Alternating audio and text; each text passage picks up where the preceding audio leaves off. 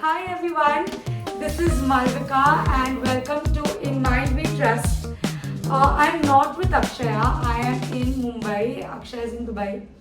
But I'm still doing a podcast episode and I'm doing it with one of my closest colleagues, friends, one of my first bosses, Kiran. And I'm super excited to do this with her. She's been in the field of mental health and school mental health in particular for 17 years. 17 years. This is huge. I have a lot of questions to ask her. We've worked for 4 years together and we've continued our friendship after that. So talking about school mental health, stay tuned for these questions. I think anybody who's had questions around school, around mental health, around environments surrounding kids, and not just kids, all stakeholders. I think Yes, teachers, parents, principals. Stay tuned, watch, and ask us questions on the comments after watching the podcast.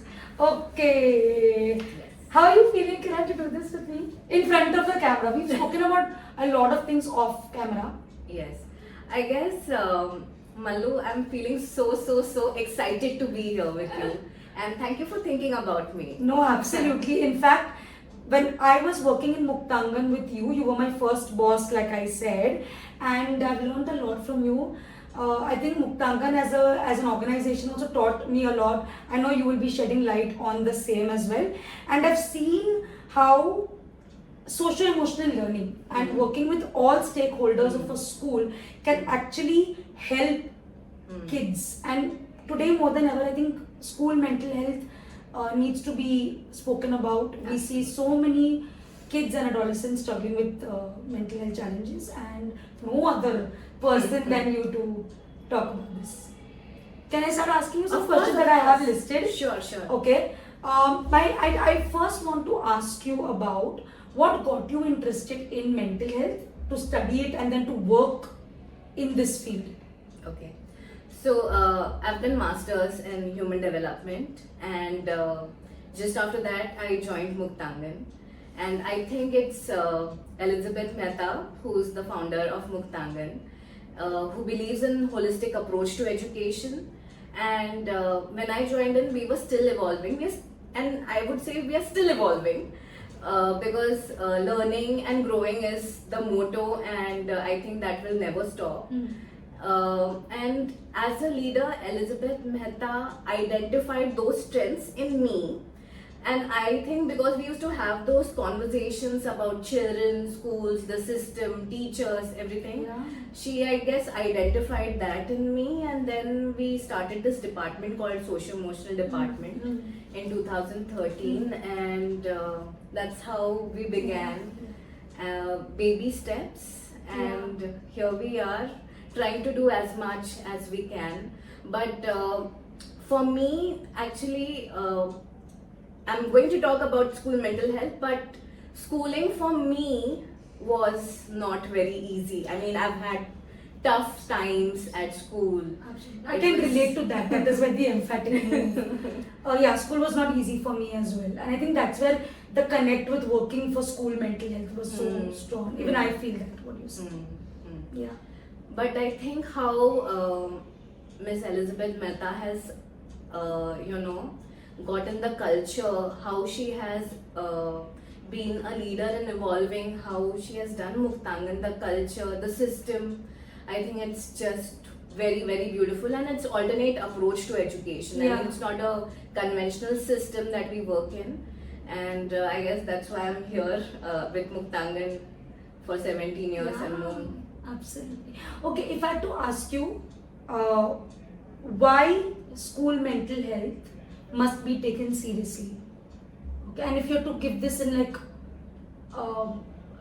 you have to give this 2-minute message to anybody who's listening. Why do you think school mental health must be given importance? So, children, when they come to school, they're coming to school leaving their comfort zone. Their comfort zones are their homes. Yeah. And I mean, they just don't settle in. Yeah. They need to form connections, and it's not, I mean, it's a very nuanced thing. I mean, it happens very gradually, and the system also needs to welcome them Yeah. and help them feel comfortable, safe, Yeah. be themselves, Absolutely. be okay with their mistakes, and also understand that mistakes are going to be part of the learning process, and mistakes are important parts of learning process. Absolutely. So I guess to feel that comfort, I mean, if I'm a child, I'll be confident only if I feel safe and comfortable in a space. Absolutely agree. Because a child who's not seeming to be confident in a school space, but maybe very comfortable with their family members, but why is the child not confident at school? Maybe it's because the system there is not approachable, the people around are not approachable. You know, even when I look back at my own schooling and I'm thinking, I was academically very decent, okay, but I still didn't have a very pleasant experience all years of my schooling because there was bullying Yeah. or there was anxiety around what would people think or body image issues, right? Mm. So when we take school mental health seriously, and I know because I've worked in Muktangan that there are sessions around like this quality circle time and the social emotional learning given as much importance as, let's say, math or English or Yes. history. I think it is in those spaces when a child can open up to a safe space or a friend or a teacher and say, listen, this is what I'm going through. And that is such a game changer. I think if I had that in my school, which I didn't, I would have been, I was masking a lot of confidence. I think if I had social emotional learning, I would not have to mask so much. And I would be okay to be vulnerable with somebody so that I could actually feel lighter. True, true. And I feel also each child needs to feel visible in the So school. beautifully said. Because many children just get lost in the system. So I still remember my own experience. I had written my name on a mark sheet. I was not supposed to do that. I went to the teacher to tell her, I'm sorry, I wrote my name on the mark sheet. And she told me, I just know people who are very bright, or I know people who are who misbehave or have behavior issues, masti khor, but I don't know others. And I felt so invisible. I felt, I mean, did I even exist? How old were Although you when? I think I was 13 years old, and also adolescent, and that actually impacts the sense of self. Absolutely, absolutely.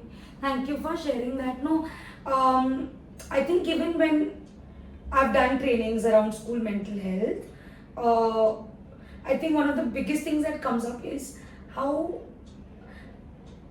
as a school stakeholder, let's say it's a principal or a teacher or a school staff, they may not even realize what they are saying and how that impacts Yeah. you.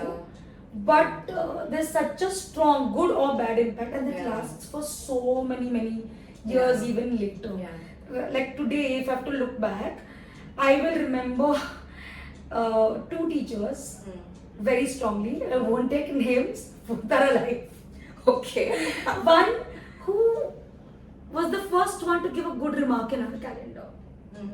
And that was a game changer. I'm 34 years old, I still remember that, like, wow.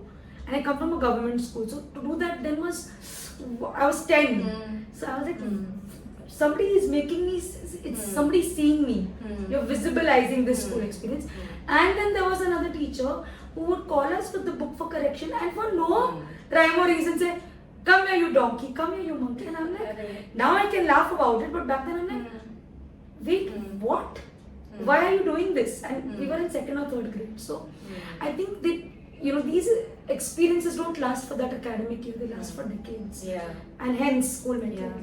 I know, Kiran, because I've worked with you closely, that you not only work directly in counseling spaces with students, you do this with all school stakeholders, and that's something I'm very passionate about and I wanted to talk about because I always feel any mental health challenge is systemic. Yes. Right? So you, and I know that you work with the pre-service and the in-service, so teachers, principals, school leaders, ex-students as well, parents as well, superb stakeholders.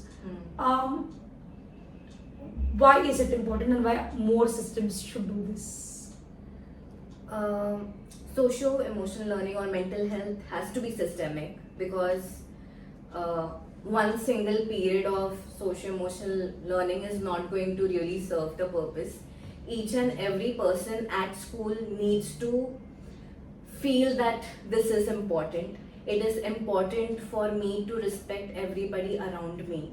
And many a times I feel adults feel ki children should respect me, but am I respecting people around me or children around me? Absolutely. And if you don't respect children, I mean, why are we expecting that children will respect me?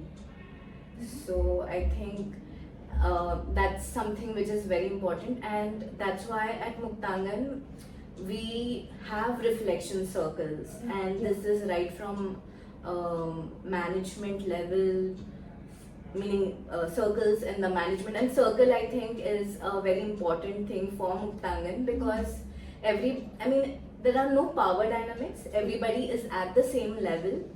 And now mental health as a systemic approach also in the classroom. We believe that children are not empty slates. They come with knowledge and experience, and teacher as a facilitator is building on the existing knowledge that's already there, and that child has the power of knowledge and needs facilitation to co-construct the knowledge together with the teacher.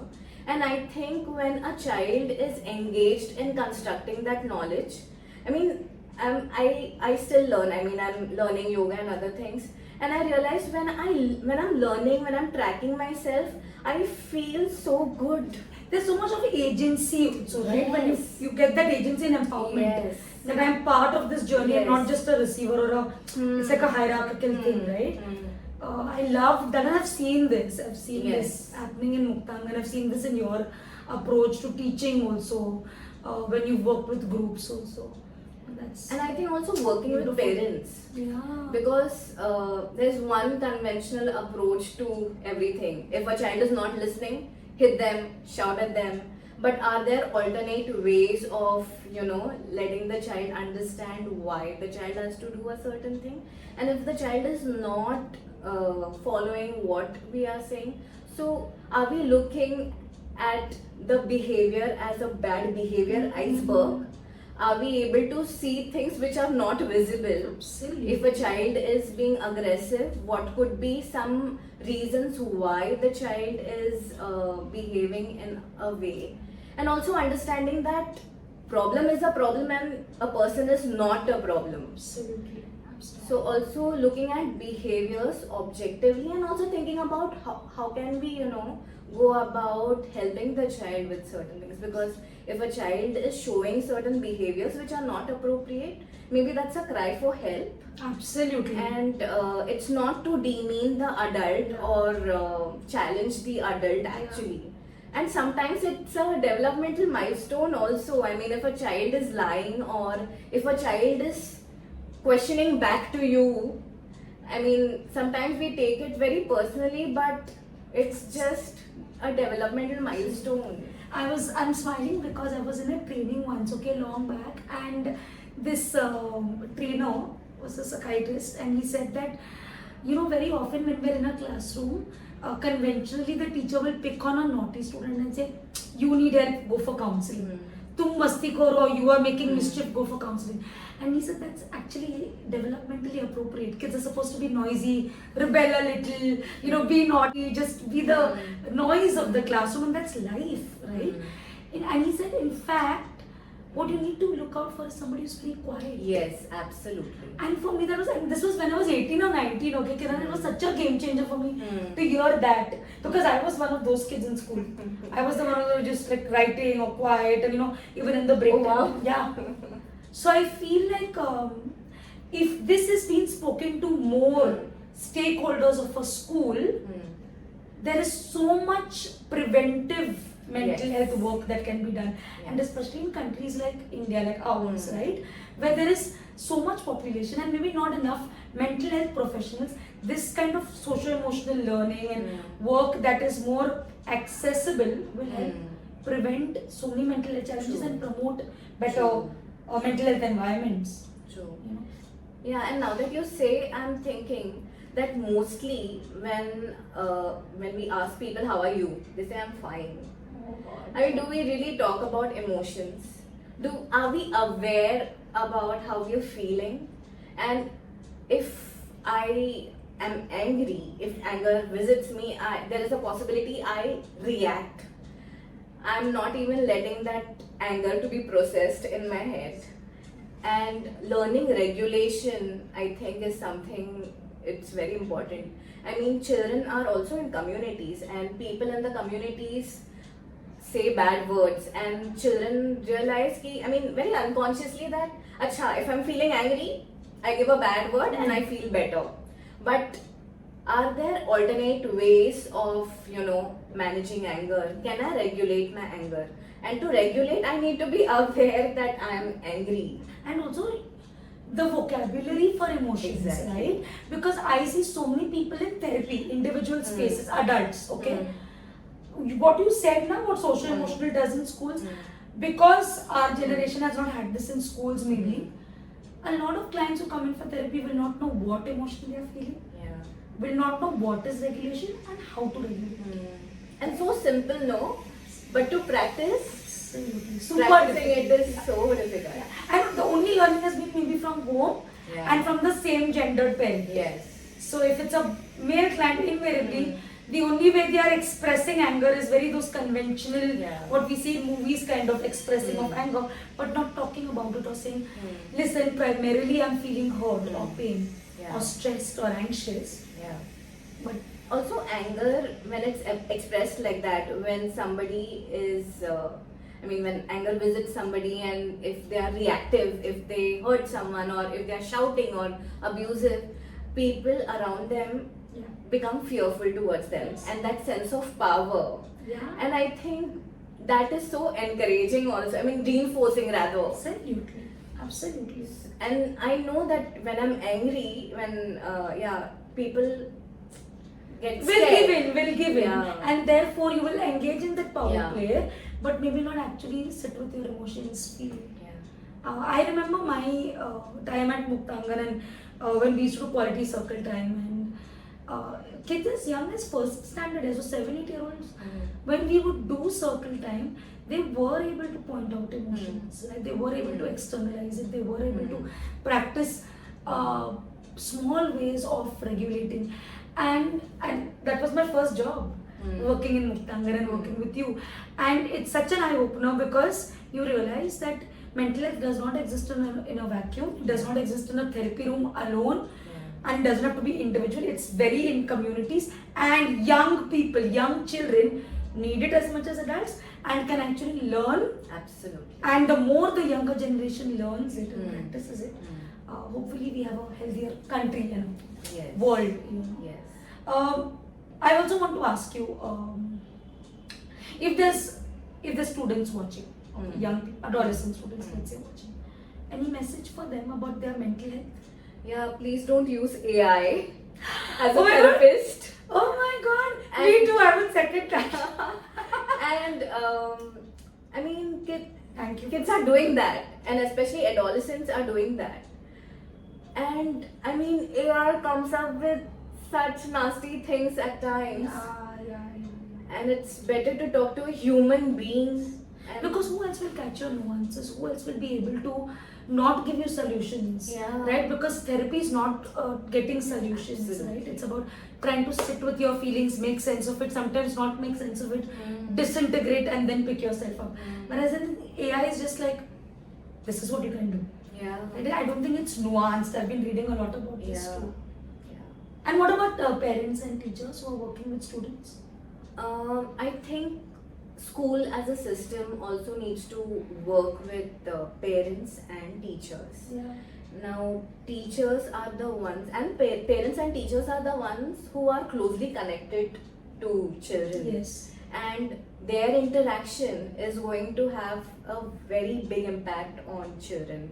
So, helping teachers and parents also reflect about self-awareness, because and I think teachers in India really bogged down with a lot of admin I agree. work and a lot of other work, and I wonder if there is space for self-care. So can we as a school system have spaces for self-care for teachers as well as parents? So wonderfully said. I agree. Can we have support groups for parents also? Yeah. It sounds ideal, but it's super important. I have seen that happening in some schools in Bombay. I know that Muktangan does that. Holding workshops for parents, psychoeducation trainings for teachers, parents, ex-students also. I've seen that happening. Super helpful. And I feel that these stakeholders then feel a connection with that school and then will want to give back. Yes. Yeah, in their own way. Absolutely. Yeah. And many a times parents, I mean, not many a times, sometimes parents also say ki, acha, if you do this, I'll tell your teacher, and your teacher is going to do something which is going to be very bad. And it's so important for parents to not do it, because I mean, children go to school with fear, Yeah. because they're just waiting ki, okay, when is this going to happen, when is this teacher going to go against me and do something to me. I think it's so parents, important. if you are listening, don't use your teachers as a threat. Yeah. I will complain to your teacher. I know what you're saying. Yeah. I think vice versa. I think teachers Yes. also should try and not be like, I'm going to tell your parents when Yes. they come at the door, I'm going to Yes. tell them. I think that fear, instilling fear in kids is just not helpful to kids and as they grow into adults. You know? And sometimes at school and also in families, I think there are single stories running about a child. So this child is mischievous, or this child is aggressive, and this story is repeated so many times that it becomes a self-fulfilling prophecy. Yeah. Okay, I am mastikhor, or I am aggressive, so this is what I'm going to do. And we are so multifaceted as people, but Exactly. we get so categorized or labeled as Yes. this or that, and then we want to just live that label, because why even fight it? Because it's so Yeah. hard. I so agree. Yeah. I so agree. Yeah, and there are times when if there has been a child in a particular grade, and if it has been very difficult for the teacher to manage or help the child, the teacher tells the next teacher who's going to take care of the child, and then the teacher already knows, okay, this child is going to come to my class and it's going to be like this. It's like a preconceived notion. Yes. बैठ जाता है. Yeah. Yes. Yeah. I think that also needs to be avoided. So try not to judge kids, try not to have labels. And this is not just for teachers and parents. I think all of us as adults Absolutely. need to practice this with kids and our age group. And it's a practice, like you said. Yeah, absolutely. To not judge is Absolutely. It's not easy. an effortful practice. Absolutely. Yeah. But thank you so much, Kiran. Anything that you want to say more? I was also thinking about how socio-emotional learning helps children, because we are in the world of diversity. People around us have different opinions. People come from different cultures, different backgrounds, different thinking, and to embrace the differences, to be inclusive, to value each and every opinion. I think that is something we try to do, and I think stories are so beautiful, and there are amazing stories out there which we use with the kids, and children reflect upon those stories and talk about what they think about it. So You know why I'm smiling? I remember 2 sessions that we co-facilitated, we co-did. And I still use that sometimes in my therapy. I ask clients to read one poem which you and Muktangan introduced to me, which is On Children by Khalil Gibran, which is from the book The Prophet. Check it out if you all haven't read that poem, because I still ask so many of my clients to just go and read that poem, because it talks about just letting people be, letting your kids be. And why I'm smiling is also because you're right, the power of stories. I think it was one session, I forget the name of the book, but it had something called Sticky Chicky. But the idea of the book was to talk to kids about differences in skin color. You were brown like facilitating- samosas and something like Sticky Chicky. yeah. And I know you were leading that session, I was co-facilitating. And for me, that book was so impactful, because I think body image issues, mental Yeah. health issues, confidence, self-worth. A lot of this is embedded in childhood experiences. And when we were able to have open conversations with kids on that, and they were explosive, they were Yeah. opinionated, sharing, insightful, reflective. I was like, I want this, I wanted this in my school. The power of stories. True, true. And also media or clips of films Yes. which can be used to discuss. Yes. I think even movie clips are very, Very true. powerful Very true. agents because children are able to connect with it Yeah. and think about, okay, I thought of this in different way when I watched alone, but now that I'm watching here together with everyone, I'm thinking about gender. Yeah, I remember. I think we've done such like gender. I've seen you doing gender work, consent, boundaries, even psychoeducation on like the menstrual cycle, and doing it with all genders in the classroom. So so empowering, so enriching, which is why social emotional learning. Absolutely. And school mental health. Thank you, Kiran, for doing such good work. Thank you for inspiring me. You've been doing this for 17 years, so I And think it was so good working with you, Malu. oh my I god. really miss no, you. but I miss working with you too. And I hope this is not the last podcast episode that we're doing together.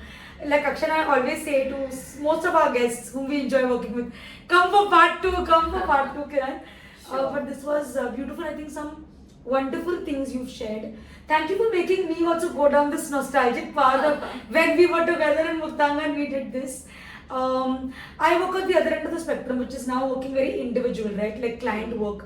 But I have not forgotten 6 years of working in very hardcore community mental health spaces. 4 years of those were in Muktangan. So there is no mental health in isolation. There is mental health only when you work with systems of families, schools, colleges, Absolutely.